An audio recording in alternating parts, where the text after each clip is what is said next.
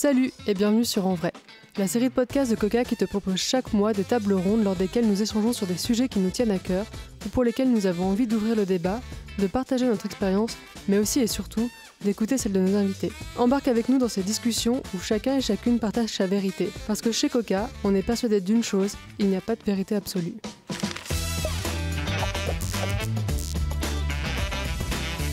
Bonjour, on se retrouve aujourd'hui pour parler d'un nouveau sujet dans le podcast En Vrai. Aujourd'hui, on va parler de la création d'une communauté. Si vous connaissez Coca, vous savez que la communauté, c'est un sujet qui nous tient particulièrement à cœur. La communauté, elle s'est construite en même temps que l'entreprise, en 2005. Et puis, on essaie de la faire vivre aujourd'hui, et puis c'est surtout elle qui nous fait vivre.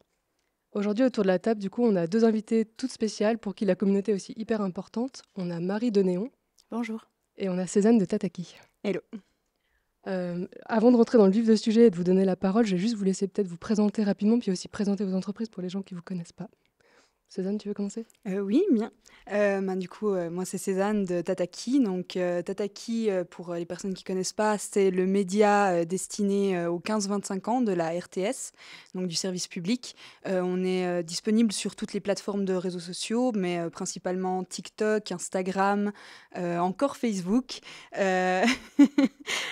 Snapchat et YouTube, bien sûr.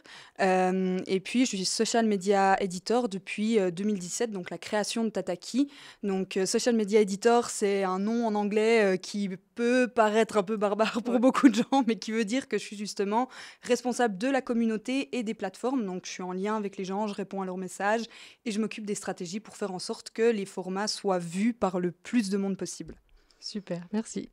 Et Marie ? Et Néon, c'est une fintech suisse indépendante qui est née en 2019 et qui a révolutionné le marché bancaire suisse avec un compte et une carte sans frais sur une application. Et sur cette appli, les utilisateurs peuvent aussi gérer leur budget en gagnant des intérêts.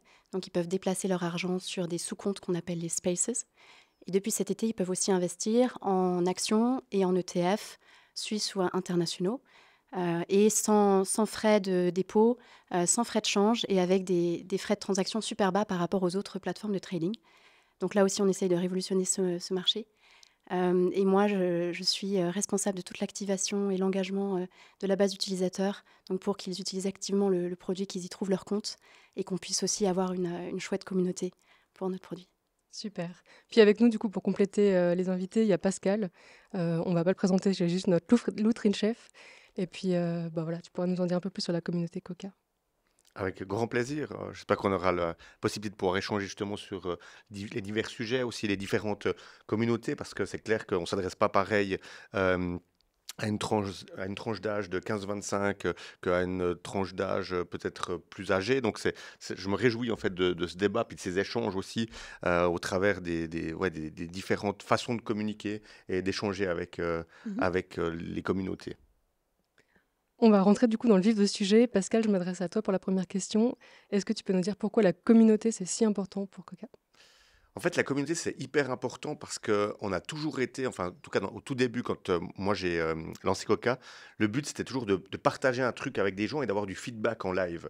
Et quand on a commencé, puis qu'on commençait à proposer des produits, à partager des bons plans avec cette communauté, bah, les marques, elles n'aimaient pas trop parce qu'elles disaient « Ah ouais, les gens, ils peuvent critiquer. » Et aujourd'hui, on voit que les marques, elles ont changé, elles ont vachement évolué dans cette direction-là, de se dire « Mais en fait, c'est vachement bien d'avoir des feedbacks en live et puis d'avoir un retour rapide sur un produit. » Et au fur et à mesure, ben, il y a le côté authentique, il y a le côté aussi échange avec cette communauté qui, pour moi, est juste extrêmement important. Et puis, ben, on a réussi à construire, en fait, vraiment une relation qui est assez privilégiée et puis qui est aussi très émotionnelle. Et ça, je trouve que moi, je trouve que c'est très enrichissant. Et puis, ça va au-delà d'avoir juste des échanges anonymes et autres parce que les gens sont identifiés, ils sont dans la plupart des cas bienveillants, sauf quand il y a des sujets un petit peu épineux. Mais non, moi, je trouve que c'est quelque chose qui est génial. Et puis, et je me réjouis de pouvoir aussi échanger avec vous sur ces différents sujets parce qu'il y a pas mal de choses en termes de vision future, en termes de gestion de communauté qui sont, je pense, très intéressantes et sur lesquelles j'espère qu'on pourra peut-être échanger. Mhm. Marie, je te pose la même question du coup pour Néon. En quoi cette communauté elle est si importante pour vous ? Eh bien, nous aussi, la communauté était là dès le début, en fait, chez Néon. C'est peut-être même une idée communautaire en fait qui a fait naître Néon. Il y a plusieurs façons d'avoir une communauté. Il y en a qui vont trouver un dénominateur commun identitaire. Nous, c'était plus un dénominateur commun d'opposition à quelque chose, c'est-à-dire de s'opposer aux banques traditionnelles qui, tout en vous voyant, vous prélèvent plein de frais et des majorations sur le taux de change, etc. Et en fait, on a vraiment voulu se poser en s'opposant à ce modèle-là et donc casser les frais bancaires sur un marché emblématique qui est le marché bancaire suisse. Donc c'était assez fort et du coup forcément ça a attiré un noyau d'utilisateurs très très fidèles au début. Et ensuite cette communauté qui était là dès le départ est devenue un peu nos ambassadeurs. Et aujourd'hui notre premier canal marketing, c'est en fait nos utilisateurs qui le font naturellement, c'est-à-dire qu'ils vont parrainer d'autres utilisateurs. Et donc en quelques années, on est passé de quelques milliers en 3 ans à aujourd'hui presque bientôt 200 000. On est à 184 000 utilisateurs aujourd'hui. Donc pour nous, la communauté, elle nous fait vivre aussi, un peu comme ce que tu disais pour Coca. Et toi, Jeanne, c'est Tataki, vous avez aussi une communauté assez grande, on va dire. Oui, complètement. Et du coup, pour vous, c'est quoi l'importance de cette communauté Nous, son importance, en fait, c'est qu'elle est présente à chaque étape de la création de contenu. En fait, on a remarqué à la création de Tataki qu'il y avait un peu un changement de paradigme dans les médias. Surtout quand on était présent, quand on décidait d'être présent sur les réseaux sociaux. Et puis, en fait, ce changement de paradigme, soit on l'acceptait complètement et on l'embrassait, en fait, soit on décidait d'être un peu dans notre coin, d'être résistant, mais ça marchait pas. Et du coup, on a décidé d'accepter cette communauté, d'être authentique, de demander son retour et en fait de faire de la co-création et de vraiment demander en fait d'être en constante évolution avec nos publics en fait. Donc on voit ça dans les retours qu'on a sur les commentaires, dans la création de contenu, dans les échanges qu'on a quand on fait des événements. C'est vraiment en fait une espèce d'inclusion 360 de cette communauté dans tout ce qu'on fait en fait finalement. Du coup, pour garder cette communauté active, vous avez un peu des techniques, vous faites des choses particulières chez Tataki Oui, alors en fait, c'est plus que ça, c'est vraiment une manière de l'inclure à chaque étape de notre réflexion. Donc ça va être au tout début, justement, quand on crée les formats, en fait, c'est un peu un cercle vertueux. C'est-à-dire, on va demander, dans les formats, ça vient de nos retours commentaires, qui vont être en fait des demandes de notre public. Dans le contenu même, on va demander, en fait, on va prendre des gens de notre communauté pour les faire apparaître à l'écran. Aussi, tous les doutes qu'on a pendant qu'on crée en fait, nos contenus, on va les transmettre aux gens. Donc, il y a cette notion aussi d'authenticité, de pouvoir se dire, OK, là, je suis pas sûre de moi. Et en fait, on le transmet au public. On le dit aussi, OK, là, on a créé cette vidéo, on s'est heurté à un mur, ça n'a pas fonctionné. Voilà pourquoi. On a rencontré cette personne, finalement, elle n'est pas venue. Et puis, de ne pas avoir cette espèce de vision un peu du journaliste tout puissant qui sait tout faire, il y a tout qui fonctionne, il y a tout qui marche. Et ça les rapproche aussi, ça les aide à comprendre un petit peu les backstage du journalisme et de ce qu'on fait en fait. Et puis après, à la fin, à la diffusion, on leur demande des retours sur qu'est-ce que vous avez pensé de cette vidéo. Et puis en fait, c'est pas juste une manière de faire, parce qu'en fait, c'est facile de demander les retours, mais après, si on ne les prend pas en compte, parce qu'il va y avoir des retours négatifs, mais on met vraiment un point d'honneur de se dire, OK, tous les retours négatifs, les critiques constructives, comment on fait pour s'améliorer sans cesse sur nos prochaines vidéos, nos prochains contenus, nos prochains événements. Et c'est vraiment la politique qu'on a décidé d'avoir à Tataki, et ça me fait plaisir de voir que toute la team, on continue de s'agrandir, on continue de tendre vers cet idéal de faire mieux avec notre public, qui est un élément en fait de notre team. Finalement, on est 30 maintenant à Tataki, mais on est bien plus que ça. On est les 2 millions qui nous suivent en fait. Pascal, j'ai l'impression aussi que chez Coca, les retours des Caucasiens, les feedbacks des Caucasiens, c'est un truc super important. C'est quelque chose qui est pris en compte aussi je sais pas, comme moyen d'action, comme moyen pour levier d'action avec la communauté, tu dirais? Je pense que c'est un des éléments clés. C'est un petit peu la différence entre avoir un client puis avoir un membre d'une communauté. Un client, il vient, bon, il regarde, il consomme et puis il s'en va. Un membre de la communauté, il va aller vachement plus loin. On a des membres de la communauté qui achètent rien sur Coca, mais c'est des excellents membres de la communauté parce qu'ils sont là, ils conseillent, ils viennent donner un avis, ils participent quand on fait des lancements de produits ou ils vont nous aider à designer le produit. Donc c'est vraiment de comment on peut devenir acteur et faire changer les choses. Et moi, j'adore ce que disait Cézanne sur le fait que on doit prendre tous les feedbacks. Et alors, bien sûr, il y a des feedbacks qui sont sur lesquels on peut agir. Puis il y a des autres projets qui prennent plus de temps où des fois j'ai des remarques, on me dit oui, on vous a déjà dit 3 fois. Oui, on a pris en compte, mais ça prend beaucoup plus de temps que ça. C'est vrai que les gens n'ont pas toujours le truc. Mais c'est toujours important de répondre et puis d'intégrer aussi les membres de la communauté. Des fois aussi, quand on fait des workshops, quand on a des doutes sur certaines choses, de pouvoir intégrer les gens. Ça permet aussi de se dire, ah ouais, non, nous on pensait que notre communauté voulait ça, mais en fait, c'est pas du tout le cas. Donc le mix de pouvoir justement intégrer différents membres de la communauté sur même des décisions stratégiques, sur le lancement d'un nouveau produit, sur le développement d'un produit, sur aussi l'avenir de l'entreprise, je pense que c'est des choses qui sont bien différentes qu'une entreprise qui est simplement en contact avec des clients. Et ça se ressent aussi sur la considération qu'on peut prendre quand quelqu'un nous contacte au niveau service, parce que, je sais pas, ils ont eu un souci avec quelque chose, on va prendre le truc à cœur. Alors que si c'était un simple client, on dirait, écoutez, l'article 6 de conditions générales dit que c'est comme ça, puis c'est comme ça. Et nous, on veut surtout pas arriver là, quoi. Pour nous, c'est clairement de se dire, attends, si je me mets à ta place, il t'est arrivé ça, non mais c'est pas cool, quoi. Et puis d'essayer de trouver une solution et puis d'aller au-delà je dirais, des règles standards. Et c'est vraiment se mettre à la place d'un pote, quoi. Et c'est pour ça que je dis toujours, une communauté, c'est un peu différent. Tu es là, tu te dis, ok, lui c'est mon pote, il a eu un souci, je me défonce pour lui faire plaisir et pour trouver une solution.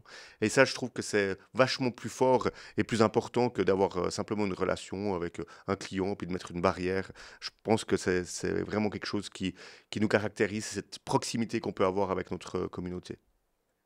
Marie, c'est vrai que quand on pense à une banque, on pense pas forcément tout de suite au mot communauté.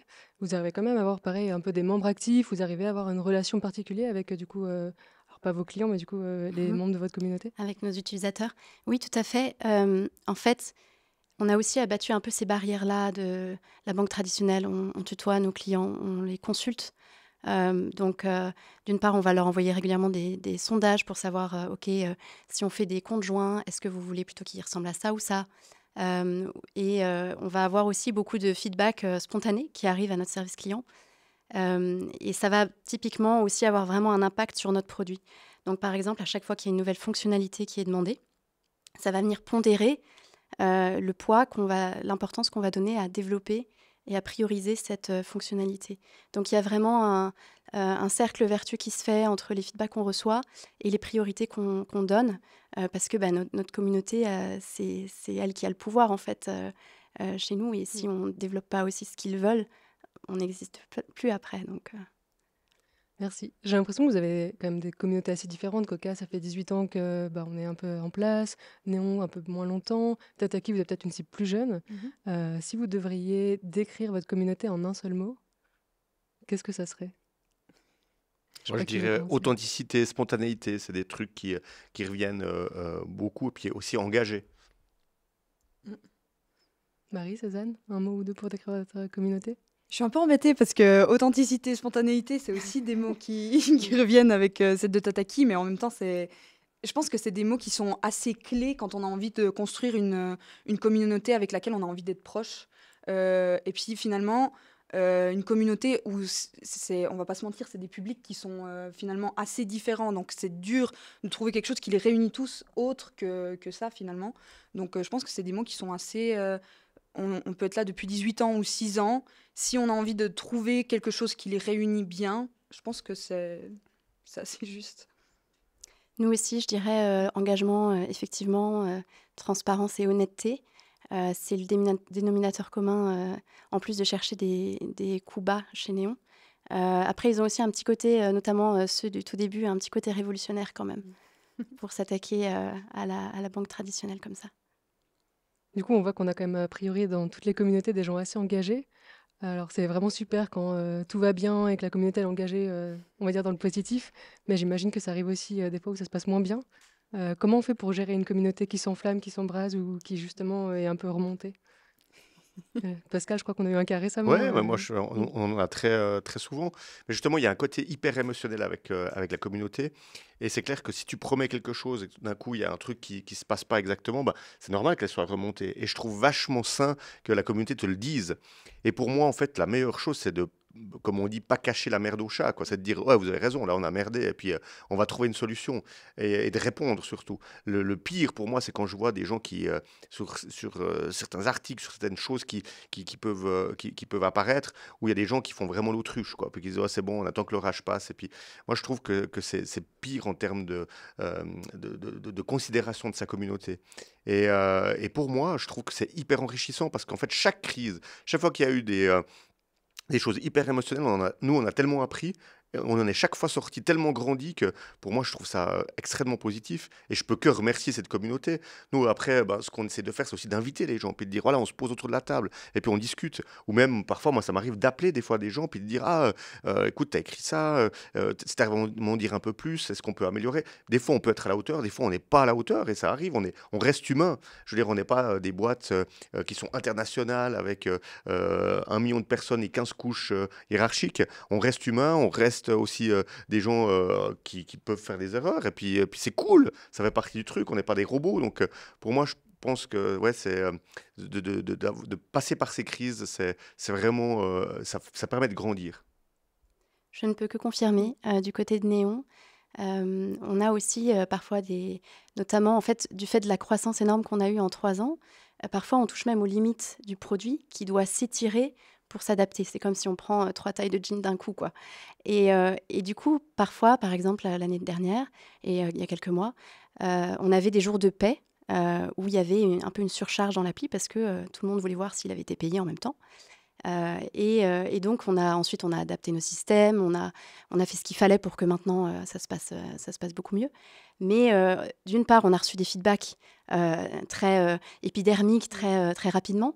Mais aussi, et c'est là où il y a aussi la beauté c'est l'autre côté de la pièce, on a aussi reçu beaucoup de messages de soutien qu'un client, qui est juste un client et pas un membre d'une communauté, n'aurait pas nécessairement envoyé. Et donc, on sent aussi qu'il y a toute cette force et tout ce soutien de se dire, allez les gars, on va changer ce milieu-là et en avant, quoi. Donc, c'est voilà, deux À double sides, tranchant, ouais. deux tranchants. À Tataki, vous avez aussi eu Oui, on bien va dire sûr. des crises, entre guillemets. Bien sûr, on en a plusieurs. Et je pense qu'en effet, la pire chose qu'on puisse faire, c'est bloquer des commentaires et faire l'autruche et ne pas répondre et oublier. Je pense que c'est très dur à gérer. Au tout début, les premières, elles sont difficiles parce qu'il y a tout à coup cette vague, cette espèce de tsunami de haine on peut avoir. Et c'est difficile en premier abord, mais si on met de côté l'aspect émotionnel, en effet, faut se dire, ok, c'est quoi la demande? C'est quoi le truc qui a merdé un peu? Parce que c'est ça, en fait. Et puis, ressortir, en fait, les faits, les choses qui n'ont pas été appréciées. Et puis après, essayer de se dire, ok, donc il y a eu ça, essayer peut-être de contacter en effet certaines personnes. Il y a des fois des gens qui font des stories, qui disent, ok, là, c'est allé trop loin, etc. Et puis, essayer de parler avec ces gens, et puis de se dire, bon, ok, là, on a fait faux. Comment on fait pour pas le refaire la prochaine fois? Comment on fait pour s'améliorer? Ou alors, ben, peut-être, en effet, se dire ah non, bah, peut-être qu'on est d'accord avec ce qu'on a fait. C'est une possibilité aussi, hein. Il y a eu plusieurs crises où on était là, mais en fait, c'était une volonté de notre part. Ça nous coupe avec une partie de notre public. Est-ce qu'on accepte? Est-ce qu'on n'accepte pas? Enfin, c'est toutes des décisions. Et puis, peut-être que ça allait trop loin. Peut-être que la prochaine fois, on devrait le faire d'une autre manière. Mais c'est en effet toutes des choses où on apprend. Et puis, ben, c'est intéressant aussi. C'est difficile émotionnellement, mais c'est intéressant. Et puis, c'est vrai qu'à chaque fois, il y a cet aspect où, ben, comme c'est des moments où il y a beaucoup de haters, il y a aussi beaucoup de gens qui soutiennent aussi et qui sont derrière et qui sont là. Ok, bon, est-ce qu'on peut tous se calmer 2 secondes, prendre du recul et se dire que, enfin voilà, ça arrive, c'est pas si grave non plus. Donc c'est des moments très difficiles sur des courtes périodes et après ça revient un petit peu à la normale si on s'engage en effet à changer ou si on s'engage à expliquer au moins. Donc, J'ai l'impression qu'à chaque fois, vous prenez du coup énormément les feedbacks, qu'ils soient positifs, négatifs, comme tu mm. disais Pascal, ou même toi Cézanne, là ça vous fait grandir, ça vous fait apprendre de nouvelles choses. Tous ces feedbacks, ça vous a permis de construire des choses, j'imagine, aussi bien pour le produit que pour la communauté. Mais il y a des projets fous qui sont lancés suite à des retours des clients ou suite à la communauté, des envies de la communauté par exemple.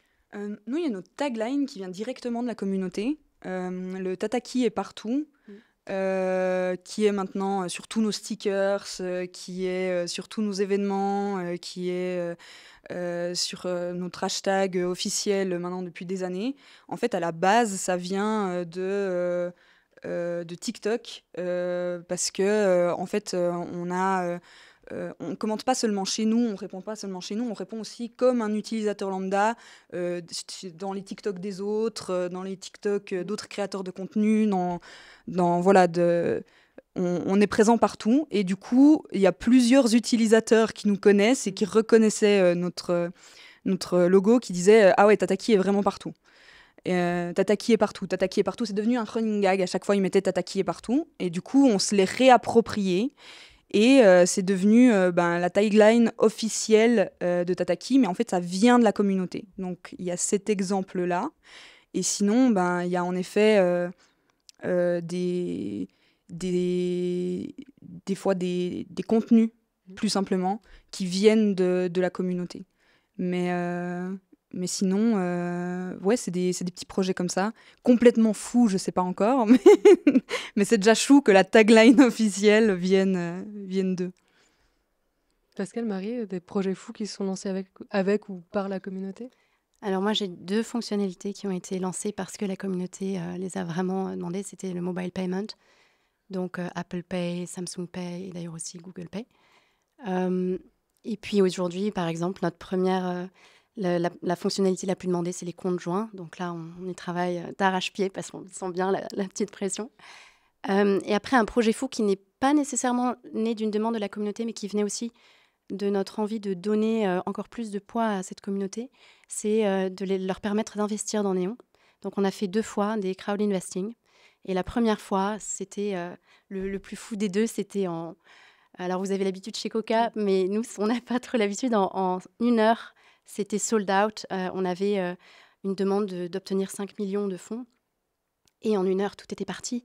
Et c'était à l'époque un des plus gros crowd investing en Suisse à date. Donc c'était assez fou. En vrai, du côté de Coca, il y a beaucoup, beaucoup de projets qui sont nés du fait que la communauté nous a challengés ou autre.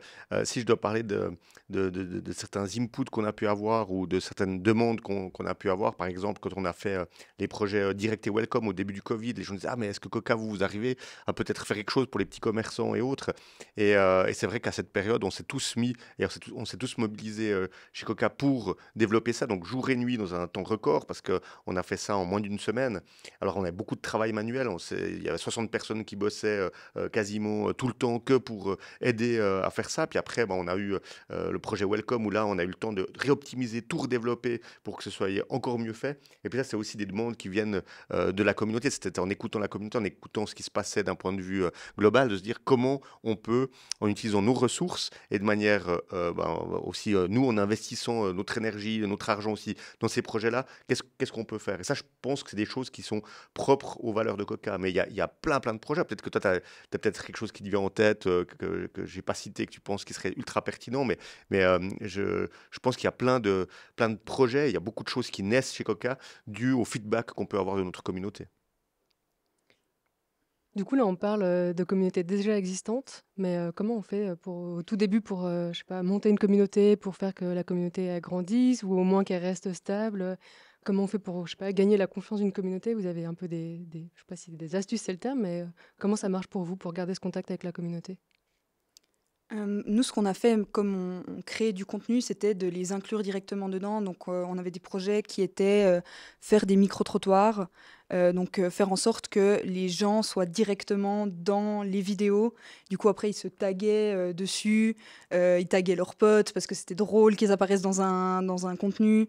Et on leur demandait aussi, est-ce que vous avez des idées de prochains thèmes? Donc on essayait de les inclure directement dans cette boucle, dans ce cercle vertueux-là. Et puis faire en sorte que en fait, Tataki, ça soit la voix des jeunes de Suisse romande, en fait. Et on voulait directement avoir cette image-là. Et puis, sinon, l'idée... ouais, en fait, l'idée, c'était simplement ça, parce qu'il y avait cette idée qu'ils apparaissent dans les vidéos, mais il y avait aussi l'idée sur Instagram d'avoir aussi un peu des quotes, mais des jeunes de Suisse romande. Donc d'abord, on prenait des quotes en fait de Twitter, parce que on n'avait pas encore de communauté, donc voilà, mais de jeunes de Suisse romande. Et ensuite, on reprenait des commentaires quand on en avait enfin, parce qu'au début, avec 0 follower, on n'en a pas, euh, de nos commentaires pour refaire du contenu. Et c'est venu un peu comme ça au fur et à mesure. En fait, quand on dit quelque chose sur cette plateforme, apparemment, on nous écoute et on est repris. Et du coup, ça a créé un petit engouement directement grâce à ça. Et c'est quelque chose qu'on continue encore à faire aujourd'hui. Donc, ça a pas mal bien fonctionné pour nous. Et nous, chez Néon, une façon qu'on a eu d'augmenter, c'est-à-dire à la fois de croître, de faire croître notre communauté, mais aussi de développer les contenus qu'on leur propose, ça a été d'identifier aussi, pas des sous-communautés dans la communauté, mais quelque part d'autres identités qui existent dans la communauté. On a lancé la communauté ensemble avec Coca Néon Q, qui aujourd'hui est notre plus importante communauté. Et en fait, on s'était posé la question, comment est-ce qu'on peut faire une offre sur un produit qui est gratuit? Comment on fait? Et du coup, la réponse, c'était on leur donne des avantages.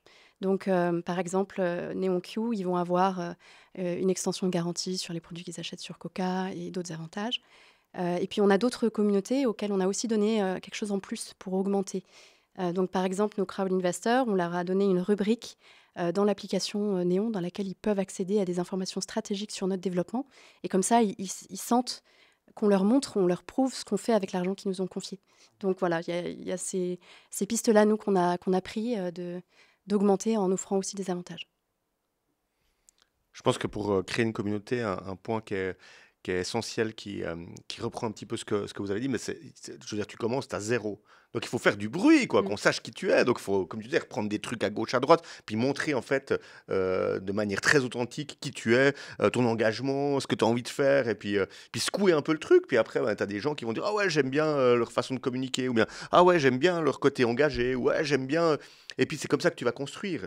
Et puis après, c'est tout le climat de confiance et de transparence et de bienveillance que tu vas avoir. Parce qu'au final, tu vas sortir du bois, donc on va dire, ah ouais, c'est quoi ce machin et tout, ah, ils sont marrants cette équipe. Tu vois, mais nous, on aime bien ce côté-là parce qu'on aime bien être décalé, marrant, machin, etc. Mais après, c'est important d'être sérieux dans l'exécution. Et puis de se dire, ah ouais, ils sont vraiment marrants, mais derrière, ils sont hyper sérieux dans ce qu'ils délivrent. Et puis, quand je leur pose une question, ils sont là, puis ils me répondent. Donc, ils ont de la considération pour moi.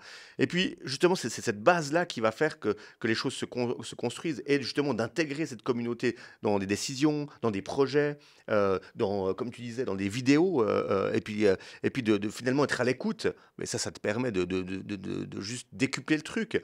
Et puis moi j'aime bien le côté aussi faire deux trois bêtises où les gens se disent, ah, mais ils sont vraiment drôles cette équipe. Puis toi ça fédère aussi, surtout dans le monde aujourd'hui où il y a beaucoup de nouvelles qui sont pas super positives, d'avoir des fois un petit peu d'air frais avec des trucs un peu décalés, un peu funky. Mais moi je trouve que c'est hyper important et ça permet de fédérer aussi pas mal de gens qui disent, c'est vrai que j'en ai un peu marre de ce climat un petit peu bizarre. Et puis de suivre. Donc c'est pour ça que je rejoins vraiment ce que vous dites, parce que c'est exactement ça. Puis c'est vraiment comme ça qu'on démarre, c'est que, tu disais, on a démarré avec, on avait 0 follower, on reprenait des côtes, puis après, toi, tu construis petit à petit, puis après, si c'est censé, et si c'est vraiment authentique et sincère, les gens, ils disent, oh, mais c'est cool, moi, je vais, puis je suis. Puis ça, je pense que c'est un des éléments, en tout cas, clés pour démarrer quelque chose.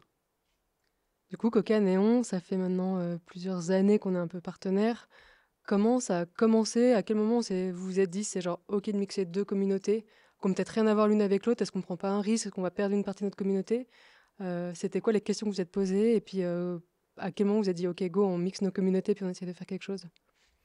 Je peux peut-être essayer de donner un premier élément de réponse. Ce qui se passe, c'est qu'en fait, il ne faut pas avoir peur de perdre ta communauté ou de mixer ta communauté. Je pense que c'est plutôt enrichissant de pouvoir partager des choses. Puis si tu plus assez bon, puis que les gens partent chez quelqu'un d'autre, c'est que cette personne est meilleure que toi. Donc ça reste positif. Là, l'idée, c'était vraiment de faire découvrir à notre communauté, ben justement, le produit que tu as très bien décrit, d'avoir quelque chose qui soit un peu disruptif dans le milieu bancaire, de venir, bah, nous on était tellement, je dirais, fans du projet qu'on a d'ailleurs investi aussi nous-mêmes en tant que Coca dans le projet parce qu'on trouvait que c'était vrai. Alors on est bien sûr, c'est tout petit par rapport, par rapport à la boîte, mais ça nous permettait aussi de montrer qu'on était investi dans le projet parce qu'on y croit. Et puis à ce moment-là, ben, ça nous paraissait, même si on avait déjà entamé des discussions avant, ça nous paraissait logique de montrer à notre communauté qu'il existait quelque chose de disruptif, d'innovant, et puis de rejoindre aussi cette communauté-là. Mais en tout cas, c'est pas incompatible de faire partie de 15 communautés, parce que bah, c'est comme peut-être sur ton compte Insta ou sur TikTok, tu suis pas une ou deux personnes, bah, tu suis plein de choses, et c'est ça qui me semble être en tout cas hyper pertinent. Et du côté de Néon, c'était aussi assez disruptif de promouvoir une offre bancaire sur une plateforme. J'ai jamais vu une banque traditionnelle faire ça, sur une plateforme comme Coca. Donc ça, c'était déjà une façon de se différencier aussi. Et puis, en fait, ce qui est super intéressant avec la communauté Coca, aujourd'hui, elle représente quand même 17% de nos utilisateurs, la communauté NeonQ. C'est de voir qu'en fait, elle évolue de manière assez... Il y a vraiment une vraie similitude avec notre communauté Néon. Ils sont à la recherche du bon plan, ils sont à la recherche de transparence et d'honnêteté. Et après, on a vu aussi qu'il y avait des affinités un peu plus fortes avec certaines parties de notre produit. Par exemple, on a le néon métal qui est donc un de nos 3 produits où il y a une carte en métal et on va débloquer, en plus de tout ce qui est gratuit, on peut débloquer au fur et à mesure qu'on utilise la carte des niveaux d'assurance jusqu'à atteindre le Graal qui est l'assurance voyage pour les aventuriers. Et en fait, il y a du coup ce côté un petit peu adrénaline de ce produit-là, performance. Et on a vu par exemple qu'il y avait une affinité un peu plus forte avec la communauté NeonQ qu'avec d'autres communautés qu'on a. Donc c'est intéressant. Et la communauté Coca, on s'est retrouvés parce qu'elle est super engagée. Elle donne tout de suite un feedback. On le voit quand on a fait des offres, tout de suite il y a des commentaires très rapidement. Et nous aussi, on reçoit toujours, notre service client reçoit en permanence des feedbacks. Donc c'est vraiment notre thermomètre. Et je pense que ça, c'était un bon fit. Ça fait quoi? Ça fait 4-5 ans et ça marche toujours. Donc, et d'ailleurs, un autre truc qui est super beau sur la communauté NeonQ, la majeure partie de cette communauté est francophone, presque 80%. Et du coup, pour nous, c'est quand même super fort. Nous qui sommes, on va dire, le petit dernier rebelle du berceau bancaire zurichois, d'avoir notre plus grosse communauté, la plus grosse de nos communautés, qui est en fait ici en Suisse romande. Ça, c'est beau. Cézanne, je me tourne un peu vers toi. Tataki, vous êtes du coup un média public, vous faites partie de la RTS. Est-ce que c'est aussi facile pour vous de réagir à la communauté ou est-ce que vous avez aussi des contraintes particulières du fait que vous n'êtes pas une entité privée? Alors bien sûr, on a des choses auxquelles on doit faire attention puisqu'on est un média de service public. Pour moi, c'est pas des contraintes parce que c'est des choses dans lesquelles, en fait, nos valeurs de base, quand on s'est créé, elles se sont créées en fonction du fait qu'on était un média de service public. Donc pour moi, ça fait partie en fait de l'ADN même de Tataki. Mais par contre, c'est clair qu'il y a des choses auxquelles on doit faire attention. Le devoir de neutralité, c'en est un, par exemple. Donc même si on a des valeurs, même si on défend certaines choses, il y a quand même des choses auxquelles on doit faire vraiment attention sur la représentativité, sur l'objectivité, sur la neutralité. Du coup, ça me fait beaucoup sourire des fois quand on nous reproche certaines choses parce que je suis là, ah non, non, non, non, on a les chiffres, on a les facts et je sais qu'on est objectif et neutre dans ce qu'on dit et dans ce qu'on défend. Bien sûr, on a cette valeur d'inclusivité et de vouloir faire en sorte que tout le monde soit représenté. Ce qui fait que parfois, certaines personnes pensent qu'on balance plus d'un côté que de l'autre sur un échiquier politique, ce qui n'est pas le cas. Mais Je pense pas que ça soit des contraintes. On a des choses en fonction de publicité ou de choses comme ça, mais qui sont pas des contraintes non plus parce que ça nous oblige à être créatifs dans la manière dont on va mettre en avant nos vidéos. Donc non, tout ce qui est en fait à faire attention en fonction d'un média de service public, pour moi, c'est toutes des choses à faire attention, mais avec lesquelles on travaille, qu'on contourne et qui font travailler notre créativité, ou alors qui font partie de l'ADN de Tataki. Merci. J'ai une autre question. J'imagine que quand on a une communauté qui est forte dans des domaines différents, on se doit de connaître sa communauté. Tataki, vous dites, vous êtes à fond sur TikTok. Nous, on n'est pas trop sur TikTok. J'imagine qu'on n'a pas forcément une communauté qui a le même âge. Comment on fait pour s'adresser à une communauté? Est-ce que justement vous étudiez votre communauté? Vous savez qui ils sont? Marie, tu nous disais que vous faites des sondages. Pascal, tu dis que tu en appelles certains. Mm. Quel est comment vous communiquez avec eux et puis comment vous les connaissez plus particulièrement? Bon, déjà, les réseaux sociaux sont quand même assez pratiques dans le fait qu'on a quand même accès à de nombreuses données statistiques en temps réel. Il y a aussi pas mal de choses auxquelles on a accès, qui sont les données qualitatives. C'est-à-dire que quand les personnes nous commentent certaines choses, ça nous donne quand même pas mal d'informations sur ce qu'ils, elles pensent, donc ce qu'ils, elles sont. C'est des choses des fois auxquelles on prend note et on est là, ok, ben, il doit y avoir environ tant de pourcents qui pensent ça, tant de pourcents qui pensent ça, tant de pourcents qui ont tel âge, machin. Donc c'est toutes des choses qu'on note mois par mois qui nous font un peu une sorte de calendrier de l'évolution des publics de Tataki par plateforme, mais après qui peut être un petit peu en effet biaisé parce que on sait qu'il y a quand même une grande majorité silencieuse sur les plateformes en ce qui concerne le qualitatif, donc les commentaires sur les plateformes, mais qui nous donne quand même une certaine indication, on va dire. Sinon, on organise bien sûr quand les gens viennent en tournage. Quand on va rencontrer aussi les gens sur les événements, on prend le temps d'avoir beaucoup plus de personnes, de staff, pour pouvoir prendre le temps de leur parler, de leur faire visiter les locaux, de leur demander un petit peu leur avis, de leur donner des goodies, de leur faire passer un bon moment, et puis de leur demander vraiment ce qu'elles pensent des formats, des contenus, comment elles voient Tataki, comment elles sentent Tataki, comment elles verraient le futur, qu'est-ce qu'elles ont envie de faire avec nous. Ça, c'est aussi tout un aspect très important pour nous. C'est un petit peu les deux aspects pour mieux connaître notre public. Et nous, on fait, comme tu le mentionnais, on a des sondages. On aime bien, en fait, plutôt demander les informations dont on a besoin pour développer notre produit, parce qu'on a aussi le secret bancaire. Donc, on ne va pas aller piocher nulle part. On n'a pas accès à ces infos-là. Donc, on préfère demander et puis ensuite inviter. C'est-à-dire aller les inviter à tester le produit pour une nouvelle fonctionnalité pour voir si c'est bien conçu, parce qu'aussi un de nos points de différence, c'est pas seulement les prix bas, c'est-à-dire il n'y a pas de frais, mais aussi d'avoir une expérience utilisateur qui est hyper fluide et différenciante et fraîche, neuve, jeune. Et du coup, il faut que ça marche, il faut que effectivement, c'est pas juste frais, jeune, mais que en fait, c'est plus fluide, c'est plus rapide, ça leur fait gagner aussi du temps et pas seulement de l'argent. Donc, on les invite à tester. On invite aussi des plus jeunes à venir suggérer, qu'ils soient utilisateurs ou pas. On a un Youth Advisory Board qu'on organise spontanément plusieurs fois par année. Et donc, on propose à des jeunes de venir donner un peu leurs idées. On va aussi pas mal dans des universités, dans des festivals, par exemple Zurich Open Air, dans des endroits où on n'attend pas forcément une banque. D'ailleurs, on n'est pas une banque officiellement, puisqu'on n'a pas de licence bancaire. Donc, on a une application. Mais voilà, on est dans ce même milieu et on est concurrent des grandes banques.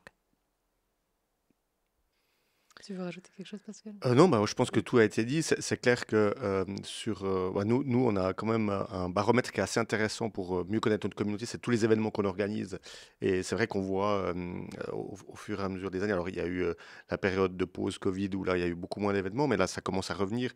Et c'est vraiment chouette de pouvoir avoir cet échange, de pouvoir mieux connaître les gens. Alors, on a la chance de pouvoir échanger beaucoup, bien sûr, aussi online. On a aussi de temps en temps certains sondages, certaines informations qui nous sont remontées. Et puis tout ça nous permet vraiment d'avoir une connaissance. Alors on n'est pas les champions du profiling, de savoir que on a. Alors oui, on a les data standards qu'on peut trouver sur les différents réseaux sociaux, mais finalement c'est pas ça qui est intéressant. Ce qui est intéressant, c'est vraiment de pouvoir échanger, rencontrer, et puis de sentir qu'est-ce que notre communauté veut. Puis ça, pour moi, c'est plus important que de complètement profiler le truc, même si ça peut être très utile pour d'autres utilisations. Je ne sais pas si vous voulez rajouter quelque chose en particulier sur vos communautés, si vous avez des choses qui vont arriver, des événements particuliers qui vont arriver avec vos communautés, ou si vous avez ouais, quelque chose à nous partager, peut-être des anecdotes un peu folles qui sont arrivées avec vos communautés aussi. Moi, peut-être juste un petit teaser, puisque début décembre et mi-décembre, on va avoir dans l'application, on va donner en fait des faits assez fun à nos utilisateurs, donc sur leur utilisation du produit. Et donc ça, on espère qu'ils vont partager. C'est pas des faits qui sont privés, c'est des faits qui sont plutôt génériques sur l'utilisation quotidienne de cette application. Et on espère vraiment qu'ils vont partager les faits les plus fun sur leurs réseaux sociaux. Pascal, je te pose une dernière petite question. On est en plein milieu d'une semaine un peu spéciale à Coca. Et puis, c'est une semaine pendant laquelle on a décidé vraiment de mettre la communauté en plein centre. Est-ce que tu peux nous en dire un peu plus sur déjà peut-être ouais, pourquoi on a eu envie de les mettre vraiment en avant pendant cette semaine? C'est la communauté qui nous fait vivre et puis c'est la communauté qui nous permet aussi de pouvoir justement évoluer, grandir. Et puis c'est vrai qu'on a toujours dit, il y a que la communauté qui compte et puis on est toujours, avant tu parlais des fois on prend certains commentaires, on est assez affecté, mais on l'est toujours chez nous, on est toujours, alors on essaie de prendre de la distance, on essaie de grandir parfois parce que, euh, mais on est hyper sensible à ça. Et tant qu'on restera sensible et puis qu'on aura quelque chose à faire, ça nous permettra de faire grandir notre communauté, puis on aura une raison d'être. Donc pour moi, euh, je suis très content que justement cette semaine, ce soit une semaine de fête et puis justement on remercie notre communauté parce que sans elle, on serait finalement quelque chose de très plat et puis on serait un bête site de vente quoi. Alors on veut surtout pas être ça. Puis c'est grâce à cette communauté qu'aujourd'hui on peut être différent, qu'on peut justement rire, pleurer, échanger. Et moi je trouve que ça c'est ce qui nous anime et puis qui fait que Coca est aussi différent en tout cas dans l'approche et l'échange authentique qu'on peut avoir avec cette communauté. Merci. On arrive au bout de cet épisode. Tout d'abord, un immense merci à vous trois pour la richesse des échanges et puis aussi voilà, de nous avoir un peu plus dévoilé qui est votre communauté, comment elle s'est construite, puis comment aussi vous faites en sorte pour la garder active. J'espère qu'en tant que membre de la communauté, vous aurez aussi apprécié cet épisode parce qu'on a un peu parlé de vous quand même. Et puis j'en profite une nouvelle fois pour remercier chaque jour tous ceux et celles qui nous suivent, qui nous écoutent via ces nouveaux podcasts. Et puis on se réjouit voilà, de finir cette semaine avec vous. Et vous êtes au centre de la communauté, au centre de cette semaine de folie chez Coca. Et puis on se retrouve le mois prochain pour un nouvel épisode du podcast En Vrai. Merci à tous. Merci Diane. Merci. Merci.